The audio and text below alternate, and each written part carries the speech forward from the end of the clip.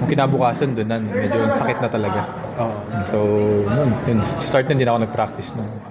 Meron lang strain lang sa hips. So, everyday yung titignan namin kung makakalaro for next game, Sunday yung next game. So, let's see.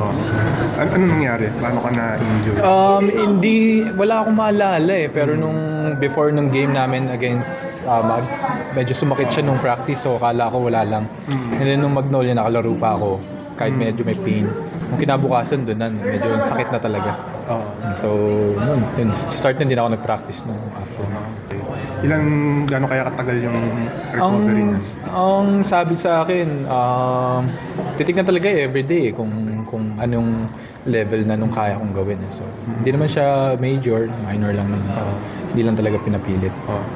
Obviously, yung absence mo naka-apekto sa team. So, how do you feel about that na mukhang na-apektuhan yung team? Well, siguro, hindi naman siguro sobrang naapektuhan, pero ang pangit din kasi talaga nung percentage namin. Siguro, 2 out of 20 ata yung from threes kami, and ganda rin yung depensa nung Hinebra.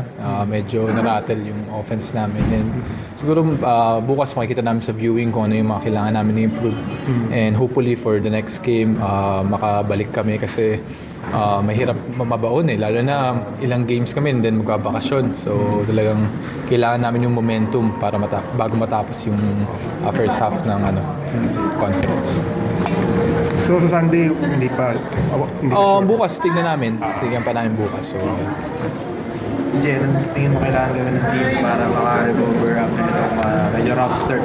well, as of now, tingin ko yun nga, sa offense kami medyo nahihirapan talaga eh. So, yung defense naman namin, nakita nga namin parang 10 points, 11 points na yung lamang kahit na sobrang malas. So, tingin ko yung offense namin, kailangan namin tignan kung ano yung mga kailangan namin i-create. Makikita namin yun bukas, pakita sa amin nila coach.